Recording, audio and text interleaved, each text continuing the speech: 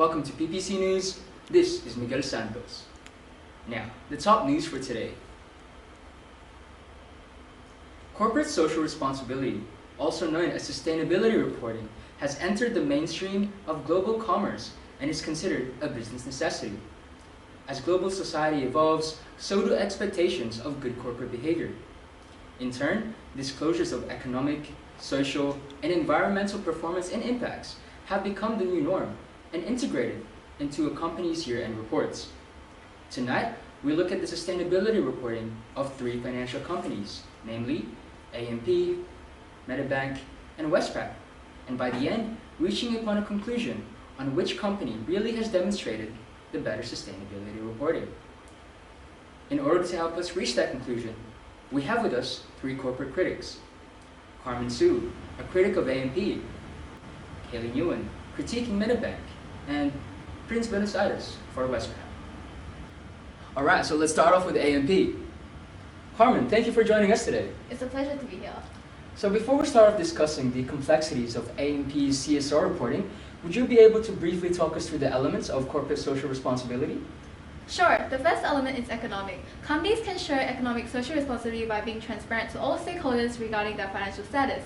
Legal is the second element. So essentially, a company can show this by being compliant with legal obligations. The third element is ethical. This really just means that the company is doing the right thing at all levels, encompassing social and environmental impacts. And the last element is discretionary.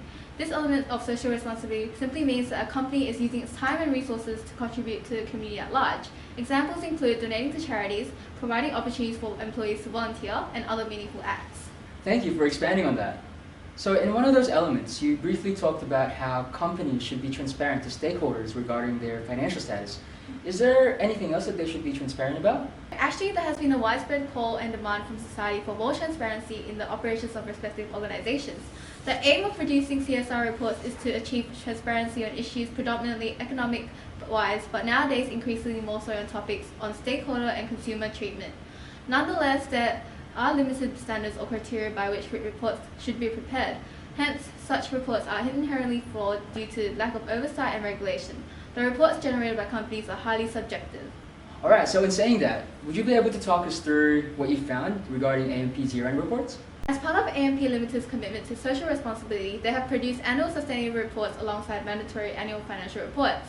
A recent Royal Commission was held into the misconduct in the banking, superannuation and financial services.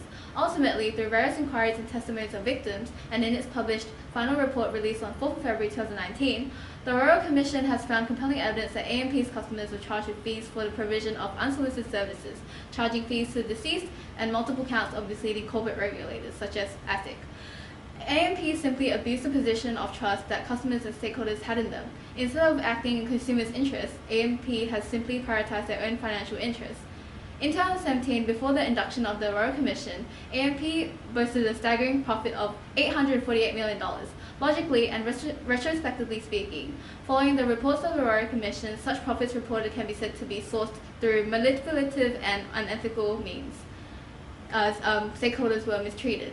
In 2018, profits had fallen to about $28 million due to findings of the Royal Commission. Before the Commission inquiry, in March 2018, AMP shares were worth about $5.47, which has since dropped to about $2.25, down 58.8%. As a result of such statistics regarding AMP's financial losses, you can see how important of an element ethicality is in terms of corporate social responsibility. Besides quantitative losses, AMP has also suffered reputational loss in the trust of consumers and investors. The concept of transparency in terms of ethics cannot be underemphasized. Consumers would like to be treated in an ethical manner instead of being treated as a cash cow that are being manipulated and exploited. That's very insightful, thank you. Now, Kaylee, as a critic of Medibank, what were you able to find? Medibank Private Limited or ABL Postsource have committed to support the United Nations Sustainable Development Goals. With aim to create a sustainable futures, and report 2019 aimed to send the focus on the goals as well as the CSR element that should relate to the environmental and ethical, especially customer benefits and the support for women's rights. In the 2019, I reported disclosed that customer satisfaction is always the first priority in MBOs, as the customer are the important core values in the business. ABL try to improve day by day to be the best for the customer, checking with more than 500,000 big customers to ensure that work on the right cover to suit their needs and having more than 1.5 million health-based phone, just email and conversations. ABL provides more benefits as well as the convenience for customers to various healthcare, insurance, and pros more options for customers who want to choose the treatment at home instead of hospital. Moreover, ABL also provides more choice technologies and enable life better app. We could customer simplify their class process and create better ways to engage with the customers. So those are only the positives. Any negatives? Yes, of course. ABL have also committed misconduct in their operations which negatively affects their business as well as customer appearance. Many banks previously been sued by the consumer regulator for allegedly denying benefits to more than 800 members who were entitled to claim their policy. The Australian Competition and Consumer Commission (ACCC) for short has filed claims in the federal court accusing the health insurers of making false representation to its members and breaching consumer laws. Many banks alleges misrepresentation has seriously consequence for the member requiring procedures including spinal surgery, pelvic surgery, hip surgery, and knee reconstruction, with often cost of thousands of dollars. Through this issue, ABL should consider the claim process and internal process strictly as this would concern for the customer trust directly to ensure that this will happen again in the future. So you've talked about customer satisfaction. Any other goals that they disclosed? Yes, we have another goals for IBM trying to promote gender equality and empower all women and girls in the communities. As we saw in the diagram, Medibank is committed to ensuring a representation for at least 49% across the senior leadership population, and this proportion is stable in many years.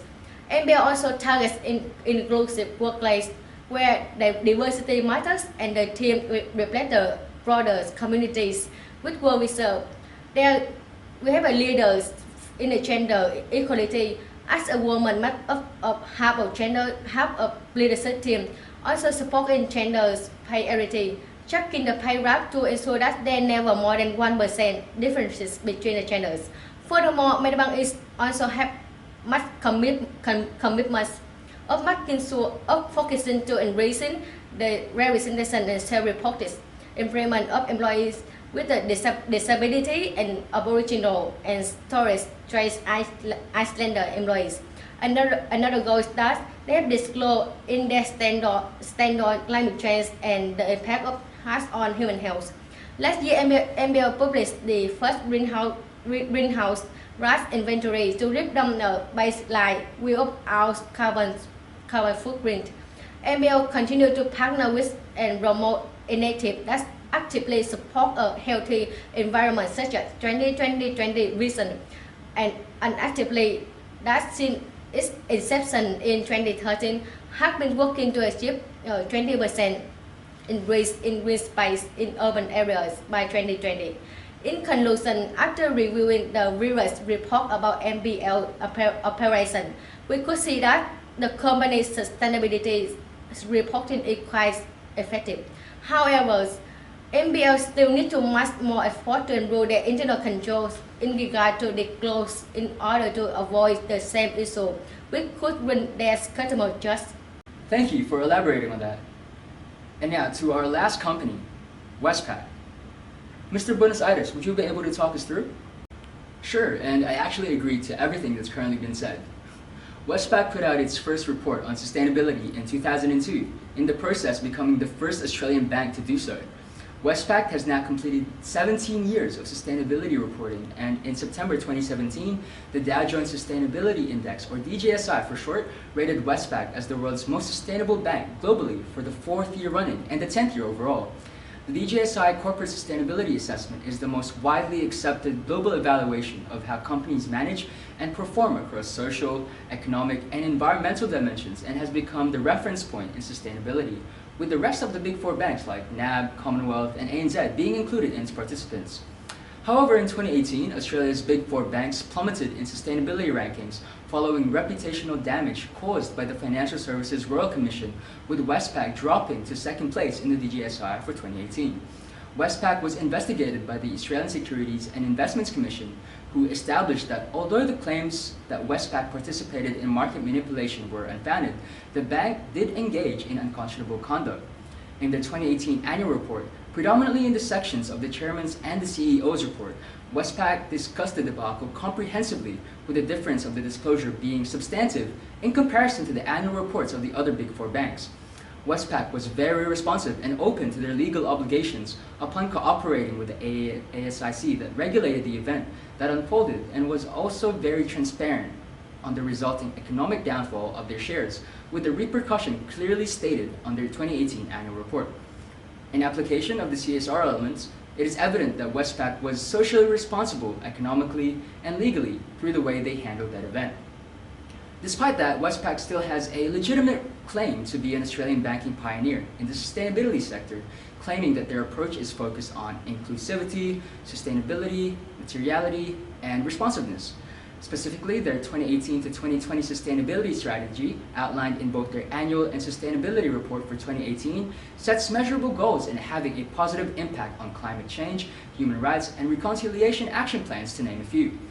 There was actually a lot outlined in the 2018 full performance report on sustainability, and I'll just name a couple for time's sake. So, Westpac donating $50,000 to the Salvation Army to assist with relief efforts following a magnitude 7.5 earthquake in Papua New Guinea. And they also helped customers experiencing financial hardship, issuing over 37,000 financial assistance packages. So the elements of ethical and discretionary are clearly seen through those actions. Thank you for that. With what was said, there's surely some distinct similarities between the three companies, and of course some differences as well. Carmen, would you be able to expand on that comparison?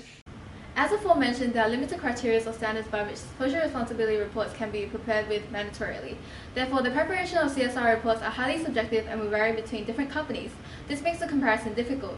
Nonetheless, I have found that all three companies have been involved in the SAAM rankings, which are based on the corporate sustainability reporting completed by a data analysis company, Roberco Sam, in conjunction with the Dow Jones Sustainability Index, also known as the DJSI. The SAM ranking is based on a percentile ranking for companies in each industry, which range from 0, which is the worst, to 100, which is the best. In this ranking system, AMP was ranked 35, Medibank was ranked 49, and Westpac with a staggering ranking of 88. According to Roberco San, factors of determination include disclosures to innovation, enhancement of operational eco-efficiency, consumer and stakeholder treatment, and other qualitative factors. As a result, Westpac would be the organization with the superior sustainability reporting, followed by Medibank and AMP. There are similarities between the financial organizations such as Westpac and AMP, given that they were both scrutinized under the Royal Commission. And as aforementioned by Mr. Buenos Aires, the ranking for Westpac has subsequently dropped, although not to the extent to which AMP has suffered. All companies were also involved in contributing to activities outside of ordinary practices, such as contributions to the environment. Overall, we are seeing a positive shift towards CSR reporting and monitoring. Thanks, Carmen, for reassuring me that I'm with the right bank. I'd also like to thank Mr. Buenos Aires and Ms. Ewan for joining us tonight. And that is it for tonight's episode. Tonight, we have looked and compared the year-end reports of AMP, Medibank, and Westpac, concluding that Westpac demonstrated the superior CSR reporting of the three. With this in mind, I do truly hope that companies out there publish sustainability reporting, not just for the sake of it, but to truly make an impact to the world for the better. This is PPC News. Good night, Australia.